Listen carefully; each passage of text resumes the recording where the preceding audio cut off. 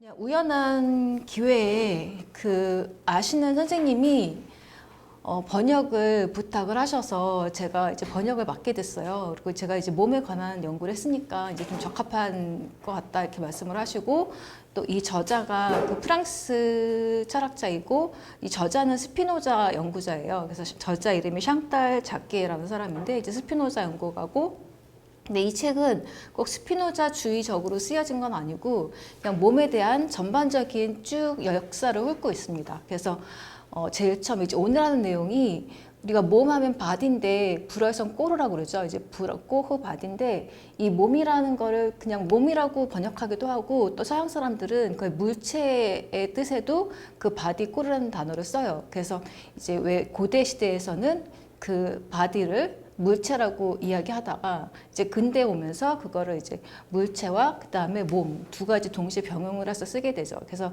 뭐 그런 이야기부터 시작을 해서, 그러면 근대 시대에 오면은 뭐 데카르트가 말하는 몸, 그 다음에 뭐 스피노자가 말하는 몸, 뭐 이런 식으로 쭉 역사적으로 훑고, 그 다음에 뭐 이제 그 실천적인 몸과 관련해서 기술과 관련된 몸, 예술과 관련된 몸, 그다음에 윤리와 관련된 몸, 그다음에 제일 마지막에는 성차와 관련된 몸, 이런 식으로 몸에 대한 모든 이야기들을 쭉 다루고 있습니다. 그래서 아마 이제 몸에 대해서 전반적인 지식을 갖고자 하시면 아마 이 책이 어느 정도는 좀 도움이 되실 것 같아요. 그래서 쭉 번역을 하면서 저도 나름대로 공부가 좀 많이 됐고, 또 이 책을 그 처음 초벌 번역을 하면서 아까 이제 대학원 제가 미학과 수업을 했었다고 말씀을 드렸는데, 이제 미학 학생들과 이제 같이 한 5주, 한 4~5주 정도 같이 읽었었어요. 그래서 이제 그때 또 같이 공부를 하고 뭐 이런 그 결과물로 나온 이제 책입니다. 그래서 이제 이 책이고, 제가 이제 이거를 나름대로 8주에 나눠서 이렇게 분량을 짰는데, 어떤 때는 좀 분량보다 못 미칠 수도 있고 더 나갈 수도 있고 하는데, 이제 되도록이면 이 책을 뭐 구입하실 수 있으면 구입하셔서 이 수업과 같이 따라가시면 좋을 것 같아요. 예. 그래서 이제 이 책을 이제 선택을 했고, 네, 자 그렇습니다. 자 그래서 이 목차를 보면, 제가 오늘 잡은 그 목차는 제일 앞에 있는 서론을 꽤 길게 썼더라고요. 그래서 서론과 그다음에 1부 1장, 이 책이 이제 1부, 2부 둘로 나뉘어져 있어요. 그래서 1부는 몸들, 그러니까 물체들에서 인간의 몸으로 가는 그 과정을 다루고 있고, 2부에서는 이제 구체적으로 인간의 몸으로 들어와서 인간의 몸이 갖고 있는 여러 능력들, 역량이라고 보통 부릅니다. 역량들에 대해서 이야기를 하고 있어요. 그래서 1부에서는 아까 말씀드렸듯이 고대에서 그 물체들이 어떻게 이제 몸으로 변하는가, 그 다음에 이제 살아있는 몸에 대해서 이제 연구를 하기 시작하죠. 그다음에 세 번째는 살아있는 몸 중에서도 인간의 몸에 대해서 연구를 하는데, 인간의 몸을 이야기하려다 보면 당연히 그 몸과 영혼에 대해서 동시에 이야기를 하게 되겠죠. 그래서 인간의 몸과 정신이 이렇게 세 개의 장으로 나눠져 있고, 인간의 몸의 역량이라는 그 2부에서는 인간의 몸의 이제 기술적 역량, 그러니까 테크닉과 관련된 역량, 그 다음에 예술적 역량, 예술과 관련된 역량, 세 번째는 그러니까 윤리적인 역량. 저는 윤리적 영역이 굉장히 재밌었는데, 이제 가령 그 맹인이 생각하는 도덕적인, 비도덕적인 행위와 정상인이 생각하는 비도덕적 행위가 다르다는 거예요. 그러니까 이제 예를 들어서 우리는 정상인들은 볼 수 있기 때문에 뭐 이제 그 노출이 심하다거나 뭐 이런 것들에 대해서 비도덕적이라고 생각을 하는데, 그러니까 맹인들은 전혀 그거에 대한 감각이 없다는 거죠. 그게 아니라 오히려 남이 모르는 장소에서 몰래 도둑질하는 것, 이것을 노출하는 것보다 더 심한 그 비도덕적 행위라고 여긴다는 거예요. 그래서 그 몸이 갖고 있는 그 어떤 특징들 때문에 나오게 되는 그 윤리적인 그 다양한 특징들, 이런 것도 좀 다루고 있습니다. 자, 그다음에 제일 마지막에 그 인간의 몸의 역량 중에 제일 마지막 장이 이제 성차이한 몸이라고 해서 성적 욕망, 그리고 요즘 말하는 뭐 젠더, 그 성구분, 생물학적 성구분이냐 아니면 젠더 구분이냐, 이런 이야기들을 하고 있습니다.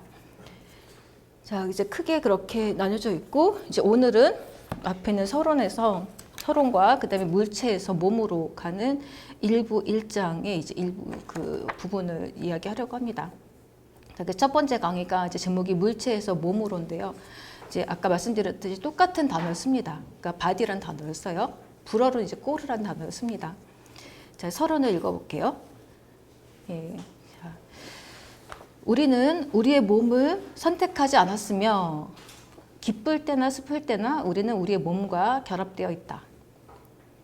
몸은 유동적이기도 하고, 그러니까 움직일 수 있기도 하고, 또 부동적이기도 하고, 또 몸은 감각적이기도 하고, 또 무감각적이기도 하죠.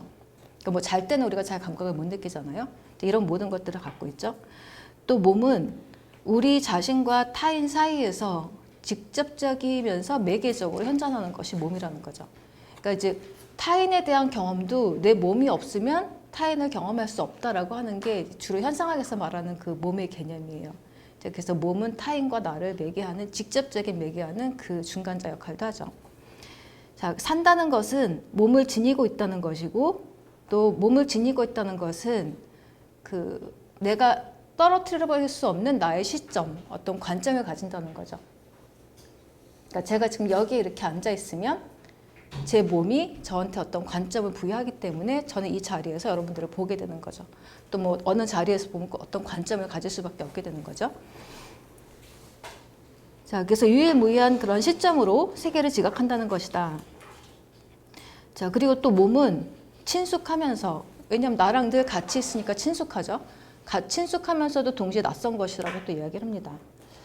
자, 발레리, 폴 발레리 이제 프랑스 시인이죠. 폴 발레리는 우리가 잘 알고 있는 너 자신을 알라, 이게 그노티 세오톤이라는 그 단어를 써서 델프 신전에 이제 소크라테스가 그 이야기를 하는데, 이제 발레리는 이 단어를 똑같이, 이 표현을 똑같이 그 자리에다 몸을 집어넣어요. 그러니까 너의 몸에 대해서 알라. 그러니까 우리는 의외로 우리의 친숙한 몸에 대해서 잘 알지 못하고 있다는 거죠. 자, 그래서 너의 몸을 대신 넣고, 발레리는 중간에 계속 등장을 합니다. 발레리가 그 에세이, 그 두꺼운 에세이집을 내는데 거기에 몸에 대한 이야기를 꽤 많이 하고 있어요. 특히 또 무용에 대한 이야기도 많이 하고 있고, 그래서 몸에 대한 이야기를 할 때 발레리 얘기를 많이 합니다. 자, 그리고 프랑스 시인 프랑시스 퐁주는 한국에 번역된 시집이 그 사물의 편이라는 시가 있어요. 근데 그 시집이 저는 개인적으로 되게 좋아하는 그 시집인데, 그 프랑시스 퐁주도 몸에 대해서 이제 이렇게 이야기합니다. 자신의 몸을 알지 못하는데 인간은 이제 그렇게 알지 못한다는 그 무지에 대해서 전혀 내가 내 몸을 알지 못한다고 하는 그 무관심과 무지에 대해서 인간이 그럴 수 있다는 거에 대해서 놀란다. 이제 프랑시스 퐁주가 이렇게 이야기를 해요. 자, 예를 들어서 인간은 내 몸은 그 상처를 깊게 그러니까 깊은 상처를 입게 되면 살이 패이고 피가 나오고 뭐 이렇잖아요. 근데 우리는 그거에 대해서 잘 모르죠. 그리고 만약에 그런 걸 볼 경우에는 극도의 공포와 불안에 휩싸이게 되겠죠. 그래서 사실은 우리가 몸에 대해서 전혀 모르잖아요. 그러니까 겉에만 알고 정작 우리의 몸에 대해서 모르는데, 그 모른다는 사실에 대해서 인간이 이렇게 무관심하다는 거에 대해서 놀랍다. 이제 퐁주가 그렇게 이야기를 합니다. 자, 그래서 그 아래에 있는 그 인용문을 보면, 이제 완전한 수수께끼 속에서 살아가는 인간의 능력, 인간을 가장 가까이에서 또는 가장 심각하게 건드리는 것에 대해 순전하게 무지한 채로 살아가는 인간의 능력보다 더 놀라운 것은 없다. 그러니까 모르면서 살아가는 것에 대해서 놀랍다고 이야기를 합니다.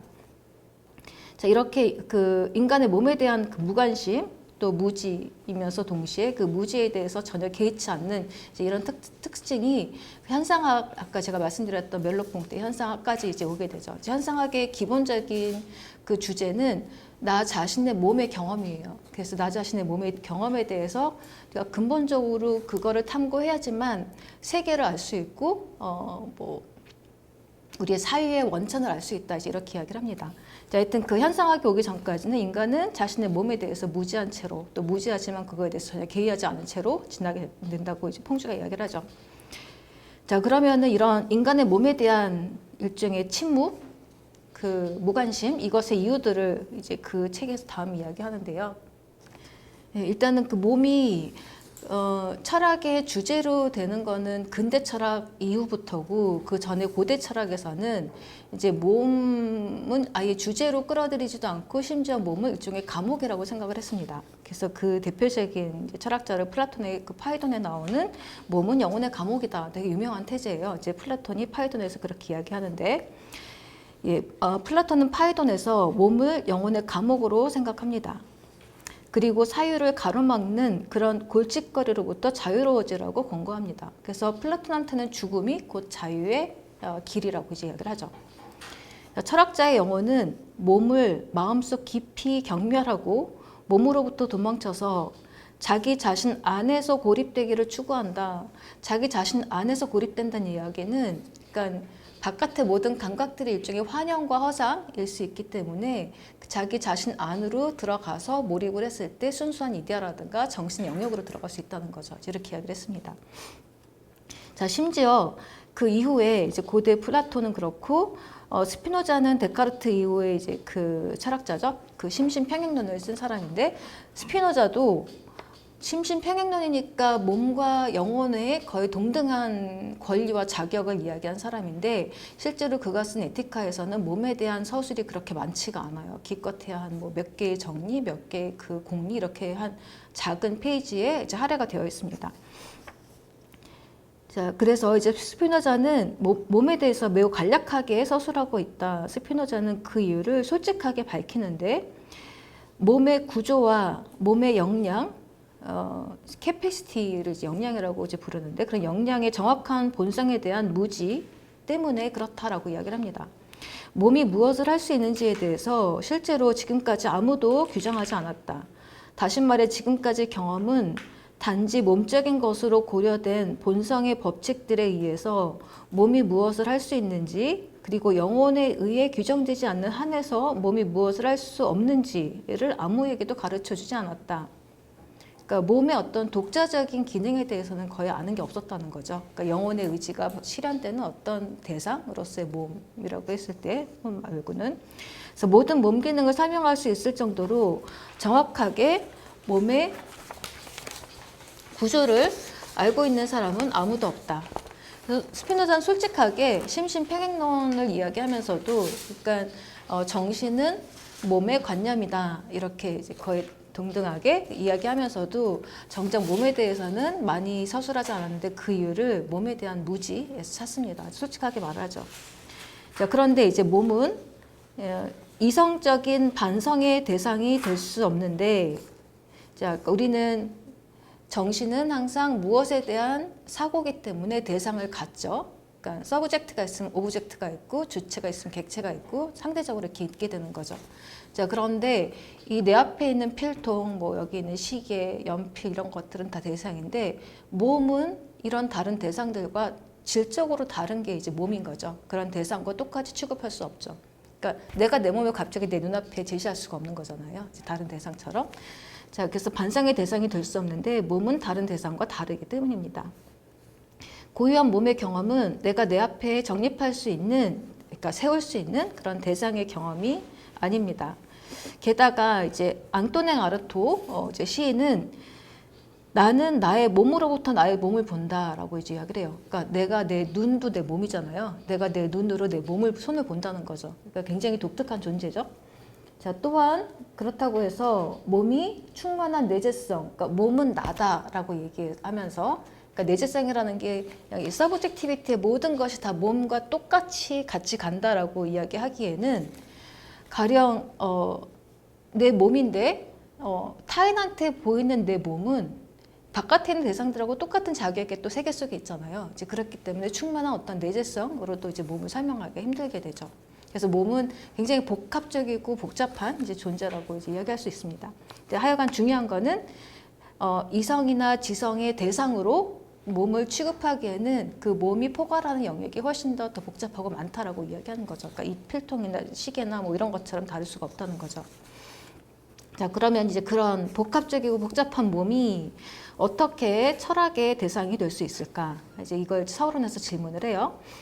자, 몸은 생물학의 대상이죠. 우선은 그 뭐 생물학과 의학의 대상이죠. 근데 뿐만 아니라 몸은 사회학의 대상이기도 해요. 그래서 이제 뒤에 나오는데 그 몸의 실천적 역량에서 마르셀 모스라는 그 인류학자가 있습니다. 인류학자가 몸 테크닉이라는 그 태제를 만들어요. 그래서 그 문화적으로 나의 몸에 각인된 어떤 것들이 이제 문화를 만든다. 이제 가령 이제 화장실에서 여자들은 쪼그려 앉아서 화장실에서 볼일을 보고 남자들은 서서 볼일을 보고 자 이런 게 일종의 몸 테크닉이라고 얘기를 하고 그런 몸 테크닉이 알게 모르게 그 문화의 가장 그 밑바탕을 이제 이루고 있다고 이야기를 해요. 그래서 이제 그건 사회학적인 몸이잖아요. 이제 사회학적인 몸. 그다음에 또 몸은 역사학의 대상이 되기도 하죠. 역사학의 대상이 되기도 하고 또 심리학의 대상이 되기도 하고 자 그래서 보면은 몸은 그 대상이 될 수 있는 과학의 영역이 굉장히 많은데 이제 문제는 그때 다루는 모든 몸들이 동일한 몸이 아니에요. 가령 아까 몸 테크닉에서 몸이랑 생물학의 몸은 전혀 다르죠. 그래서 이제 이 저자는 그렇기 때문에 이 모든 학문들이 내가 말하는 몸이 진짜라고 하는 게 아무런 의미가 없다는 거예요. 왜냐하면 각자 다른 몸을 이야기하고 있기 때문에. 자, 몸은 공통적으로 그 모든 학문들의 대상이지만 또 각 학문이 다루는 그 몸은 동일하지 않다. 그래서 그리하여 이제 제가 괄호치고 따옴표 친 거는 이 책에 있는 그 페이지 수예요. 나중에 이 책을 이제 보실 때 참고하시면 돼요. 자, 그리하여 고유한 영역 프레캬레의 주장은 의미가 없으며 몸의 테라 엔코그니타 알려지지 않은 땅의 또 다른 계책의 가능성은 늘 열려 있게 된다. 그러니까 몸에 대한 탐구는 만약에 수단만 발견된다면 끊임없이 열려 있다는 거죠. 그래서 요즘에 뭐 포스트 휴머니즘 해가지고 뭐 기술과 기계와 결합된 몸도 이야기하고 굉장히 다양한 몸들을 이제 이야기할 수 있게 되는 거죠. 자, 그래서 몸은 제대로 분배되지 않은 여러 영역들의 일부를 이루는 것처럼 보이며 따라서 물리학자들, 의학자들, 생물학자들, 사회학자들이 각 자신의 전리품을 놓고 서로 옳다고 주장해봐야 소용이 없다. 다만 그 각각의 과학, 즉 학문은 자신의 대상과 자신의 방법들을 정의한다. 그래서 연구 분야들의 수와 같은 정도의 몸이 있게 된다. 자, 그래서 롤랑 바르트는 몸들의 다수성과 개념의 다의성을 강조를 합니다. 자, 바르트가 텍스트의 즐거움이라는 그 책에서 이제 쓴 건데, 읽어보겠습니다. 어떤 몸? 우리는 여러 개의 몸을 가지고 있다. 해부학자의 몸과 생리학자의 몸, 또 과학이 보거나 말하는 몸, 그러나 우리는 또한 앞선 몸과 아무런 연관이 없으면서 오로지 에로틱한 관계에 의해서만 생겨나는 향유의 몸을 경험한다. 이것은 또 다른 재단이고 또 다른 명명이다. 뭐 잘 아시다시피 바르트는 그 동성애자였었어요. 동성애자였고 특히 이제 동성애자들 푸코도 그렇고 이제 몸 사회가 강요한 몸의 그 틀에 벗어나 있기 때문에 몸에 대한 관심이 아주 많았죠. 그래서 이제 롤랑 바르트도 이제 몸에 대해서 이야기를 합니다. 자, 철학은 그랬을 때 무슨 역할을 할 것인가? 자, 철학은 일단은 위에서 말한 모든 몸들은 즉자적인 몸이에요. 그러니까 즉자적인 몸이라는 것은 어쨌거나 대상으로서 우리가 세워놓는 몸이라는 거죠.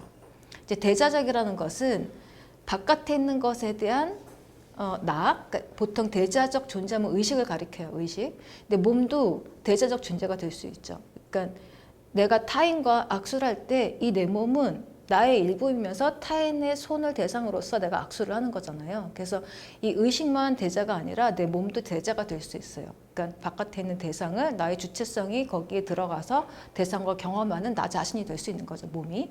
자, 그게 이제 현상학적인 의미에서의 몸인데, 그래서 일단은 지금 말하는 사회학, 생물학, 심리학 다 몸을 이야기하지만 그 관찰할 수 있고 객관적으로 정의 내릴 수 있는 그런 몸들인데 이제 철학에서는 그런 몸이 아니라 이제 경험하는 나와 나의 일부인 몸을 이제 일단 다루고 싶어 한다는 거죠. 자, 그런 대자적 존재를 목표로 하고 즉 내가 주체로서 경험하는 나의 몸, 나의 것인 몸이 하는 그런 경험들을 탐구하고자 한다. 철학에서는. 자, 나는 살과 뼈의 존재임에도 불구하고 기관들, 조직들, 기능들의 전체로서 나를 요약할 수 없다. 그러니까 이제 생물학 도판을 보고서 저게 나야라고 이야기하기에는 내가 너무 풍부한 거죠. 도판으로 얘기하기에는. 자, 그래서 그런 객관적인 몸은 체험된 몸, 세계 안에 삽입되어 있는 현상적 몸의 그 진리라고 할 수 없다. 자, 그러면은 이제 철학적 대상으로서의 몸은 어쨌거나 지금 말했던 그런 과학들과는 좀 다른 객체로서의 그런 몸과는 좀 다른 몸이어야 된다는 거죠. 거기에 나 주체 서브젝트가 들어가 있는 어떤 경험이 반영되어 있는 이제 몸이 철학적 대상이 되어야 된다는 거죠. 자, 그리고 또 철학적 대상의 본성은 일단은 궁금함을 가지고 와야 돼요. 철학적 대상은 궁금함과 수수께끼와 뭐 이런 것들을 우리한테 유발해야 돼요. 그러려면 어떤 놀라움, 경의 이런 걸 포함을 해야 돼요. 이거 아리스토텔레스가 얘기하는 건데, 그러니까 우리한테 그 경의를 불러일으키는 것, 자, 이런 것들이 철학적 대상이라고 부르는데, 그런 것 중에 대표적인 게 모순적 존재자들은 우리한테 탐구심을 불러일으키죠. 이제 그런 것들이 참 신기하게도 철학사 안에서 이 몸을 비유적으로 가지고 오면서 그런 모순적인 존재를 설명하는 경우가 꽤 많았어요. 자, 소크라테스가 이런 이야기를 합니다. 이 손을 딱 놓고 있을 때 이게 검지고 이게 중지야라고 하는 것은 명명과 동시에 대상이 있으니까 지시하는 게 있으니까 자, 이것 자체는 의심할 수가 없고 너무 확실한 거죠. 자, 그런데 검지가 중지보다 작아? 중지가 검지보다 커? 라고 이야기했을 때 이제 그럼 크다는 게 뭐야? 라고 하게 되면 크다 작다는 절대적인 개념이 아니잖아요. 가령 이제 검지는 중지보다는 작지만 또 엄지보다는 크죠. 이런 식으로. 자, 그래서 크다 작다라는 그 개념을 말하려고 할 때 갑자기 뭔가 난관에 봉착을 하게 돼요. 자, 크다 작다는 검지 중지처럼 그 대상이 있어가지고 바로 명명할 수 있는 게 아니라 뭔가 애매한 그런 본성을 갖는 게 이제 크다 작다가 되는 거죠. 이제 이걸 상대어라고 부르는데 이제 그거를 설명하면서 바로 손을 사용을 해서 이제 소크라테스가 그 이야기를 합니다. 그러니까 손 자체에 어떤 애매성, 탐구를 불러일으킬 만한 뭔가가 이제 이미 소크라테스가 손을 가지고 오면서 이야기를 한 거죠. 자, 그리고 이제 발레리, 아까 말씀드렸던 그 프랑스 시인 발레리는 탁자 위에 놓인 자기의 손을 관찰하면서 이렇게 보면서 이렇게 얘기해요. 나는 이 손에 내가 있는 것 같기도 하고 내가 이 손에 없는 것 같기도 해 라고 이야기해요. 그러니까 내가 이 손을 그냥 대상으로 바라볼 때에는 이 손에 내가 없지만 그냥 날카로운 것에 내가 찔려가지고 통증을 느낄 때 이 손은 또 내가 되는 거죠. 제가 그러면서 발레리가 손을 보면서 이 손은 참 나인 것 같기도 하고 아닌 것 같기도 하다라고 하면서 또 손에 대해서 어떤 뭔가 모호하고 모순적인 것들을 발견을 합니다. 자, 그리고 그 다음엔 또 재미난 게 있는데, 자, 그 소크라테스가 죽은 다음에 그가 말했던 모든 기록들을 이제 플라톤이 기록을 하죠. 이제 그게 일종의 자료집 코르푸스인데, 코르푸스는 그 단어의 어원이 아까 말했던 몸, 꼬르랑 같아요. 자, 그러면은 우리가 죽은 다음에 그 몸이 관으로 들어가죠. 관으로 들어가지 않으면 몸은 그러니까 팔다리 사지가 다 흩어져 가지고 땅에 여기저기 이제 돌아다니게 되겠죠. 자, 그럼 관은 몸이 흩어져서 분산되지 않게 한 곳에 모아두는 그런 역할을 하는 게 이제 관이죠. 그게 또 그래서 이제 꼬르가 되는 거죠. 이제 근데 마찬가지로 소크라테스가 남겨놓은 여러 가지 그 말들이 그냥 분산돼서 막 여기저기 흩어지는데 그걸 자료집으로 코르푸스 하나로 묶어놓으면은 그 하나의 통일된 그 사람의 글이 됩니다. 자, 그래서 이제 어떤 신기하게도 그런 단어의 유사성이 있어요.